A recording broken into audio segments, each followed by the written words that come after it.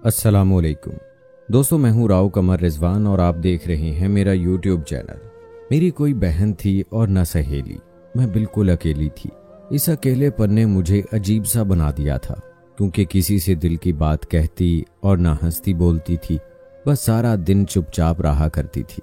सिर्फ एक मामूजाद बहन थी, हिना, जिससे दिल की बात कर लिया करती थी। वो मेरी हम उम्र थी और थोड़ी सी हम मिजाज भी, बल्कि यूं कहना चाहिए कि वो मेरे मिजाज को समझती थी, इसलिए फालतू बात कभी ना करती, बल्कि मेरा मूड देखकर बात करती थी। मेरी उस कज़न हिना से बस इसी वजह से बनती थी। वो कम मेरे पास आती थी। तन्हाई तो मुझे वैसे ही परेशान रखती थी। दुआ करती, ऐ काश मेरी भी कोई बहन होती, ताकि मैं उसके साथ फ्री होकर बातें करती।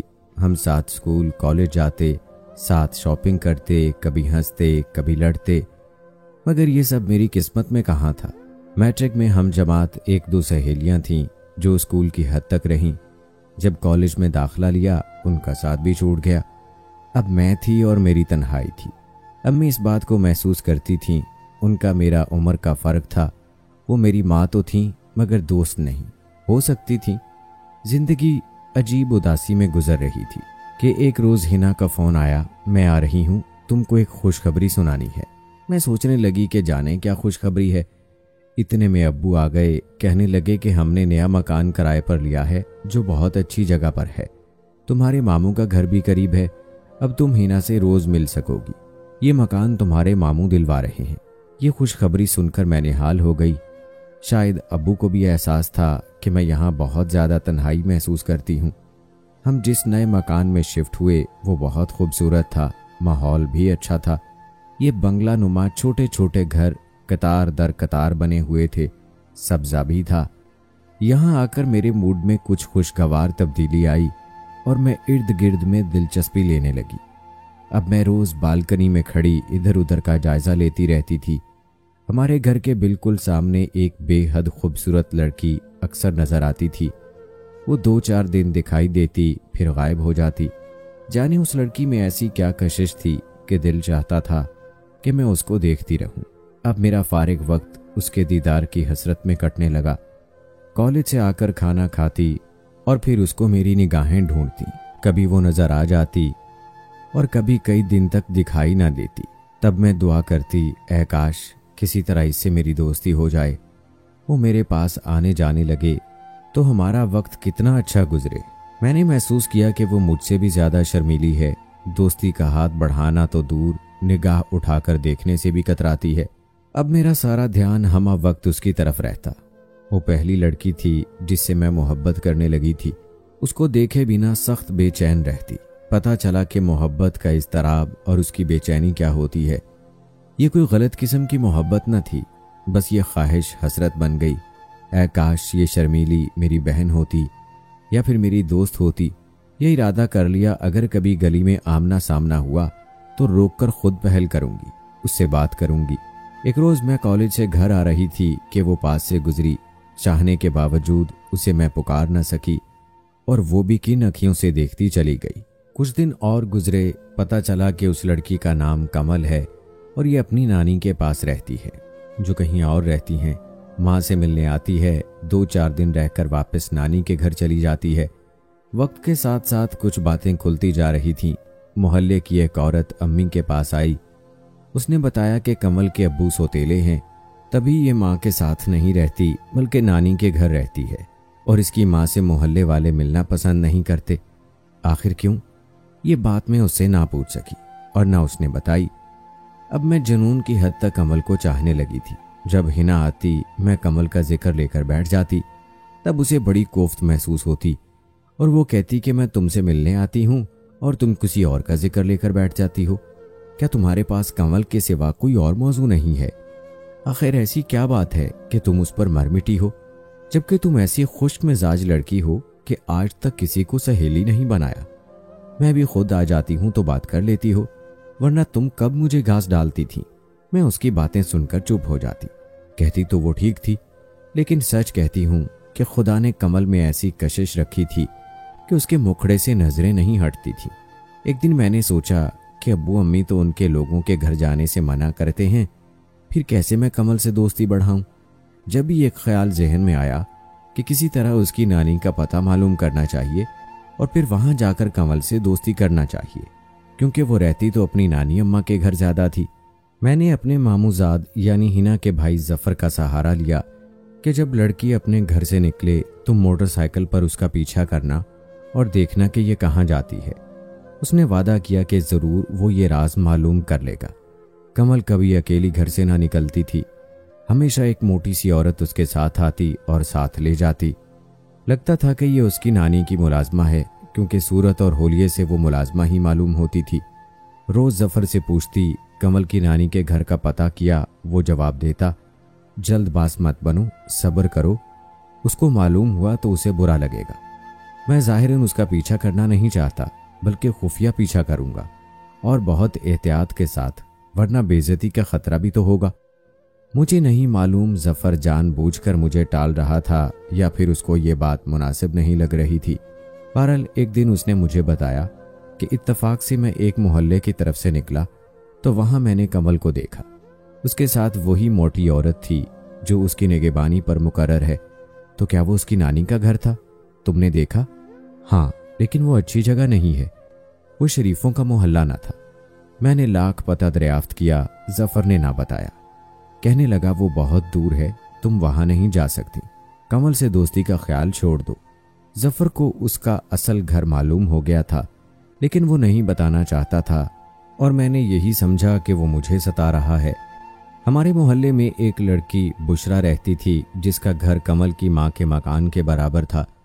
वो कभी कभी हमारे घर आ जाती, तभी मैंने उसके साथ सलाम दुआ कर ली।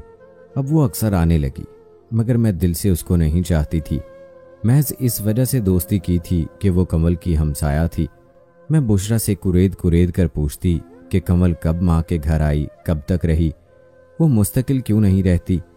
वो कहती कि सौतेले बाप की वजह से नहीं रहती, उसकी नानी उसको बहुत प्यार करती है, माँ से सिर्फ मिलने आती है, शायद सौतेला बाप उसको रहने की इजाज़त ना देता हो। ये सब ख्याली बातें थीं।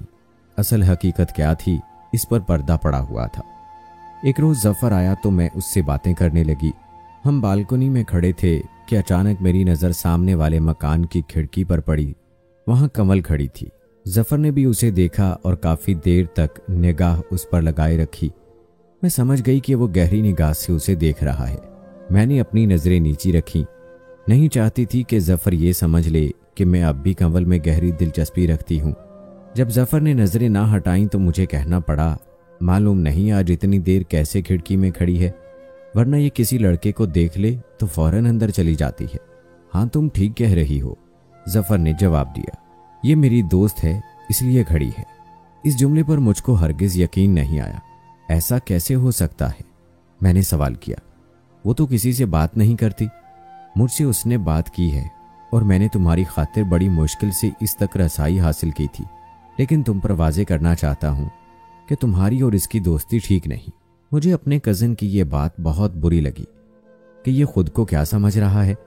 अगर मैं किसी लड़की को सहेली या बहन बनाना चाहती हूँ तो इसको क्या तकलीफ हो रही है? लड़की ठीक नहीं या अच्छे मोहल्ले में नहीं रहती तो खुद दोस्ती क्यों कर ली है? अम्मी से एक दो बार दबे लफ्जों पूछा, अम्मी सामने वालों के घर जाऊं? उन्होंने जवाब दिया, बेटा तुम्हारे अब्बू कहते हैं कि कमल की माँ की शोहरत अच्छी नहीं है तो बच्ची वालिद की इजाज़त के बगैर नहीं जाना, क्योंकि बद अच्छा बदनाम बुरा होता है। कमल की माँ की शोहरत कैसी थी हम नहीं जानते थे, क्योंकि हम उस मोहल्ले में नए आए थे। हमारे होते कोई ऐसी वैसी बात हुई और ना हमने नोट की। मेरी मामानी अलबत्ता पहले इस मोहल्ले में रहती थीं, तहम उन्होंने भी एक लफ्ज़ कभी अच्छा बुरा कमल की माँ के बारे में ना कहा था। मैं उन दिनों 16 बरस की बमुश्किल थी, इसलिए सब मुझको बच्ची समझकर मेरे सामने कोई बात ना करते थे। बड़े बात कर रहे होते और मैं और हिना वहां आ जाते तो वो चुप हो जाते। खुदा जाने ऐसी कौन सी नामुनासिब बात थी जिसको सभी हमारे सामने बयान करने से कतराते थे। आखिरकार एक दिन ये राज खुला यूं कि मैं और हिना बाजार कॉलेज की कुछ चीज़ें खरीदने गए। अम्मी और मामानी साथ थीं, वो गाड़ी में बैठी थीं, जबकि मैं हिना के हमरा शॉप में चली गई तो वहाँ कमल किसी बुजुर्ग औरत के साथ मौजूद थी। मुझको देखकर मुस्कुराई तो पहचान के रिश्ते को बहाना बनाकर मैं उसके करीब चली गई और सलाम किया। बहुत दिनों से चाहती थी तुमसे बात करूं, लेकिन हाँ, मैं वहां रहती भी नहीं हूं ना। अपनी अम्मी से मिलने आती हूं, ना रहने की क्या वजह है? तुम हमारे घर आओ ना। इस बात को वो टाल गई। ये मेरी नानी अम्मी है। उसने बुजुर्ग औरत की तरफ इशारा किया जो कुछ खरीदने में मसरूफ थी। उसकी नानी मुझे अच्छी ना लगी, जाने क्यों। जैसे बुजुर्ग औरतें नानी के रूप में भली लगती हैं, वैसी वो मुझे नहीं लगी। काफी तीखी, तेज तरार थी और उम्दा लिबास जेबेतन किया हुआ था। लगता था अपने सरापा का बहुत ख्याल रखती है, जबकि हमारे मुल्क में अमूमन इस उम्र में औरतें अपना इतना ख्याल नहीं रखती। बहरहाल मेरी उसके साथ पहली गुफ्तगू थी। अम्मी गाड़ी में इंतजार कर रही थी और मुझे हिना का भी डर था कि वो कमल से चिढ़ती थी, लिहाजा जल्दी से एक दो रस्मी बातें करके मैं हिना के साथ दुकान से बाहर आ गई। आज जहन पर कमल से बात करने के बाद खुशगवारी का एहसास होने की बजाय कुछ बोझ सा बढ़ गया। सोचती थी इतनी अच्छी और मासूम लड़की को क्यों लोग बुरा कहते हैं, मिलने से कतराते हैं, अम्मी अब्बू बात करने से मना करते हैं। अगर इसकी माँ ने दूसरी शादी कर ली है तो क्या हुआ? लोग दूसरी शादी करते ही हैं, कोई जुर्म तो नहीं है। हिना ने मुझको कमल से बात करते देख लिया था। उसने घर जाकर अपनी माँ को बताया और जफर को भी। जफर मेरे पास आया और बहुत खफा हुआ कि मैंने जब तुमको मना किया था, फिर क्यों तुमने कमल से बात की? जब कह दिया कि वो अच्छे इलाके में नहीं रहती, तो समझ जाओ कि ऐसे लोगों से हमने राहो रस्म नहीं रखनी। आखिर क्यों तुमने उस लड़की को अपने दिमाग पर सवार कर लिया है? वैसे तुम किसी से दोस्ती करती नहीं हो, लेकिन उसके लिए पागल बनी हुई हो। मुझको जफर की बातें बेहद बुरी लगी। सोचा खुद उसके साथ दोस्ती कर ली है तो बुरी बात नहीं है, मैंने बात की है तो उसको पतंगे लगे हैं। कमजरफ कहीं का। मैंने जफर से बात करनी छोड़ दी। हिना से भी अब थोड़ी बहुत ही बात करती थी। दिल था कि तन्हाई के एहसास से घुटा जाता था, लेकिन मैं किसी से भी अपना दुख बयान नहीं कर सकती थी। चंद रोज गुजरे कि अम्मी और मैं अपनी एक रिश्तेदार के घर गए। वापसी में हमने देखा कमल एक बड़ी सी गाड़ी में एक मर्द के साथ जा रही थी। अम्मी ने चौंक कर मुझे देखा, कहीं मैंने देख तो नहीं लिया। फिर बोली, तुम्हारी ममानी मामू सही कहती है, वाकई इन लोगों से दूर रहना चाहिए। अम्मी की ये मानी खेज बात मेरे दिल में छुरी की तरह लगी। खामोशी से अपने कमरे में आकर लेट गई। आंखों से आंसू रवां थे और तहैया कर लिया कि अब मैं कमल से खत के जरिए राब्ता करूंगी और उसको अपने दिल का अहवाल कहूंगी। अगले रोज ममानी आई और अम्मी से कहा, जानती हूं कि कमल के साथ क्या हुआ है? क्या हुआ है? मैंने पूछा। उसको किसी ने कत्ल कर दिया। नहीं नहीं, उफ। मैंने कानों में उंगलियां ठोंस ली। उसके चाहने वालों में झगड़ा हो गया था। नानी ने तो उसे सोने की चिड़िया समझकर पाला था। अब कमाई का दौर शुरू हुआ तो सौदागरों की भीड़ लग गई। हर कोई चाहता था कि ज्यादा से ज्यादा दाम देकर उसे हासिल करे। उसकी नानी ने उन चाहने वालों को बेवकूफ बनाना चाहा, मगर एक दिन उसके कोठे पर ही दो मोहब्बत करने वालों की मटभेड़ हो गई। एक ने कहा ये मेरी है, मैं ले जाऊंगा। दूसरे ने कहा मेरी है, तुम रुपयों में तोलोगे तो मैं अशरफियों में तोल कर ले जाऊंगा। बस बात बढ़ गई और दरमियान में बेचारी कमल मारी गई। वो उसकी रही और न किसी और की। सारी कहानी मुझ पर उस रोज खुल गई, क्योंकि कमल की मां रो रही थी और मोहल्ले की कुछ औरतें खुदा तरसी के तौर पर उससे जाकर मिली और तसल्ली दी। मामला ये था कि कमल की मां पहले उस बाजार की जीनत थी, फिर हामिद साहब को पसंद आ गई। उन्होंने शादी की पेशकश कर दी। यह औरत बुनियादी तौर पर शरीफ थी। बचपन में अगवा करके बाजार हुसन में लाई गई थी। रगों में अच्छा खून था, शराफत की जिंदगी गुजारना चाहती थी, सो उसने हामिद साहब की पेशकश कबूल कर ली। नानी ने काफी रकम लेकर इस बच्ची को तो आजाद कर दिया, मगर उसकी नन्ही मुन्नी बेटी कमल को अपने पास रख लिया, पाला पोसा ताकि बुढ़ापे का सहारा बने। ये तय हो चुका था कि नानी नवासी को माँ से मिलने देगी, लिहाजा कमल वक्तन फौक्तन आती थी। हमें साहब ही नहीं रोकते थे कि माँ की ममता ठंडी रहे। उन्हें बीवी से प्यार था, बच्ची को भी अपना लेते अगर नानी दे देती।